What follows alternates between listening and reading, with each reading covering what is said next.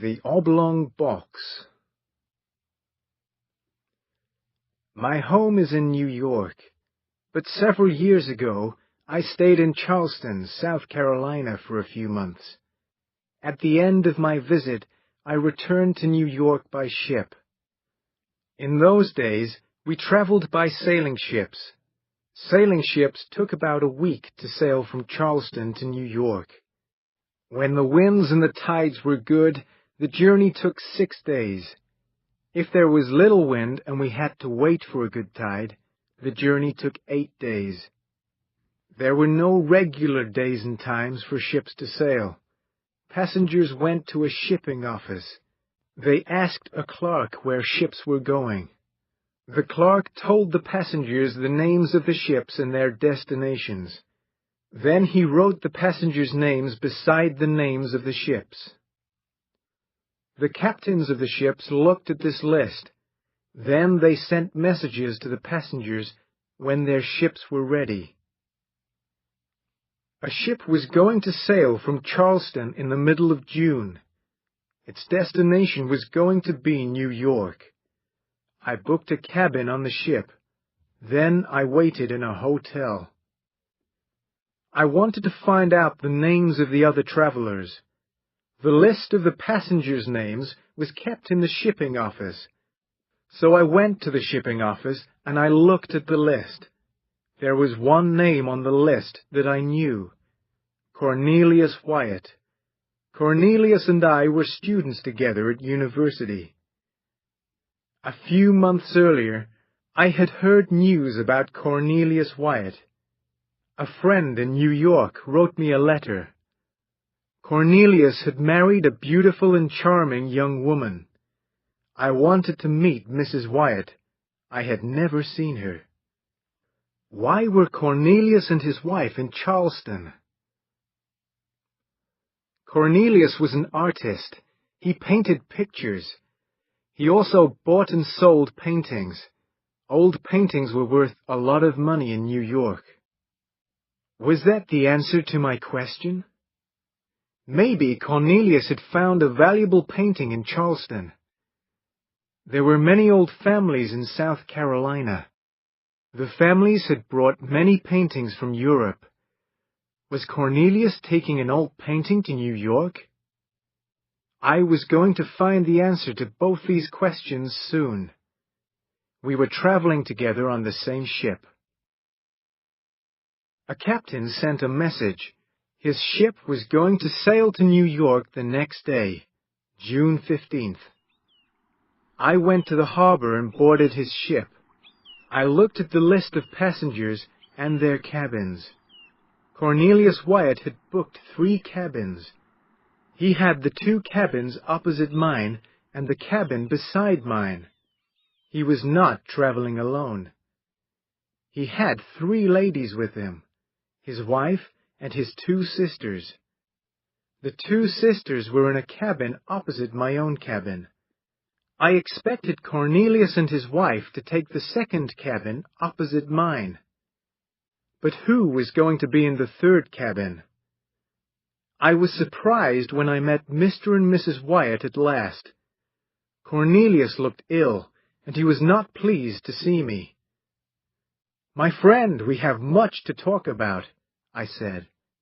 "And is this your charming and beautiful wife?" The lady with Cornelius was wearing a veil. The thin material covered her face, and I could not see her clearly. But she said good morning to me politely. She spoke slowly.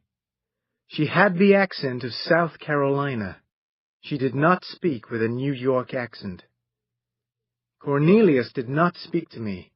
He took his wife into the cabin opposite mine and shut the door. Cornelius was very rude, I thought. But he is an artist. Artists can be very selfish.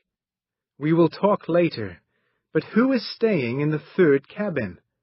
Maybe a servant will be in the cabin beside me. 2 men brought a box onto the ship. It was an oblong box, about 6 feet long. The man took the box to Cornelius Wyatt's third cabin, the cabin beside mine. They put the box down on the floor while they opened the door. The words Wyatt and New York were written on the top of the box. I watched the two men carry the oblong box into the cabin. Then I heard the men talking.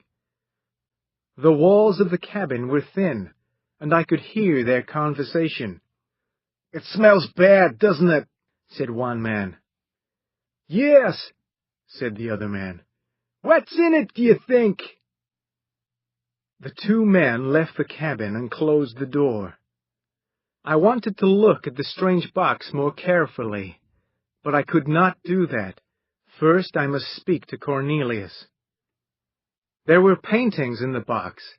That is what I believed, but I wanted to see them. What had Cornelius found in Charleston? Maybe the paintings were secret and valuable. I saw Cornelius later in the evening. All the passengers were in the dining room eating dinner. I tried to speak to Cornelius, but he did not want to talk. He was rude to me. Also, he was not hungry. He ate nothing. Was he ill? "Well," I said, "we're old friends, but you're behaving badly." Cornelius said nothing. I was angry with him now. I wanted to be rude, too. "Are you worried about the things in your box?" I asked. "I have guessed what is inside it, but I won't tell anyone." I said the words. Then I wished that I had not said them. Suddenly Cornelius Wyatt's face became very pale. His eyes were large and bright. Was he ill, or was he mad? Cornelius Wyatt suddenly fell to the floor and was still. He had fainted. The captain and two sailors helped Cornelius to his cabin. I went to my own cabin and tried to sleep, but I could not rest. I heard someone open the door of the cabin beside me. Had Cornelius gone into the cabin? Had he gone to look at his pictures? I heard the sound of metal on wood. Was Cornelius opening the box? Maybe I slept a little then. Maybe I dreamt. I thought that I heard the sound of someone crying. Cornelius stayed in that cabin. He did not want to come out. Food was taken to him. He did not eat it. Those paintings must be extremely valuable, I said to myself. Cornelius cannot leave them for a minute. Then I thought of another reason for my old friend's strange behavior. Mrs. Wyatt did not stay in her cabin. She came out and talked to the other passengers. I saw her in the dining room. I was very surprised. I had been told that Mrs. Wyatt was beautiful and charming, but she was neither beautiful nor charming, and she was not young. My friend had said that Mrs. Wyatt was from New York, but she spoke with a South Carolina accent. Was this the reason for my friend's strange behavior? Had Cornelius made a mistake? Had he married the wrong woman? Was he sad and upset about this? The door of the cabin was locked and Cornelius did not come out. What was he going to do when we reached New York? Then something happened, and I forgot Cornelius Wyatt's secrets. A few days after we left Charleston, there was a storm. The wind blew and the sea became rough. The waves grew taller and taller. It was a very bad storm. It blew the ship south, back toward Charleston. The wind was very strong. It blew all night. The ship moved from side to side. It almost turned over. The mast broke. The captain could not steer the ship, and it went toward the shore. The ship hit some of the sharp black rocks on the coastline, and it started to sink. Soon, seawater came along the corridors and into the cabins. "Leave the ship!" The captain shouted to everyone. Quickly, go to the small boats! Do not stop to take anything with you! I ran out of my cabin and I saw Mrs. Wyatt. I saw Cornelius Wyatt's two sisters. The sailors helped us to get into a rowboat. There were 15 of us in the boat. The captain was with us. It was daylight, but black clouds were in the sky. We could see land 2 miles away. The wind was blowing toward the land. We looked up at the ship. It was now low in the water. The ship was sinking. Soon it was going to be under the sea. Suddenly, we saw Cornelius Wyatt. We had forgotten him. Cornelius was pulling the oblong box toward the side of the ship. He was pulling the box toward our rowboat. His eyes were wild. He was terribly frightened. Mr. Wyatt! Shouted the captain. Get into this boat now! The ship is sinking! I cannot leave my box, Cornelius replied. I must get into the boat with my box. No! Shouted the captain. We can only take you! You cannot bring your box! Quick, get into the boat! The ship is sinking! I cannot leave my box, Cornelius shouted again. Is your box more important than your life? I shouted. Cornelius looked at me. I saw madness in his eyes. He hated me. He hated my question. Yes, yes, yes! Cornelius shouted. He lifted the box onto the side of the ship. As he pushed it over the side, he held onto it. The box and Cornelius fell into the sea. Both the man and the box went straight down into the water.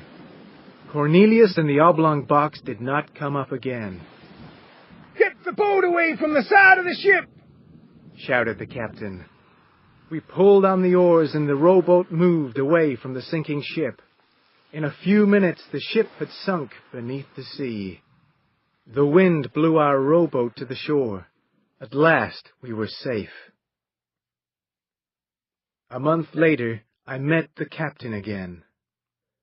We talked about the storm and our escape from the sinking ship. We talked about Cornelius and the oblong box. It was a mistake to bring that box onto the ship, the captain said. The box brought bad luck to the ship. I did not want to take the box. What was in the box? I asked. The body of Mr. Wyatt's dead wife, the captain replied. Mr. Wyatt's wife died suddenly on June 14th. She died in Charleston on the day before we sailed. Mr. Wyatt had to return to New York, and he wanted to take his dead wife's body with him. None of the other captains wanted to carry a dead body in their ships. Some people believed that it is bad luck to keep a dead person on a ship. But Mr. Wyatt asked me again and again. He became very upset. At last I agreed. He lied to the shipping clerk and the other passengers. He said that there were valuable paintings in the box. So who was the Mrs. Wyatt that I met? I asked him. She was his servant, said the captain. Wyatt loved his beautiful wife very much. Only I knew the truth.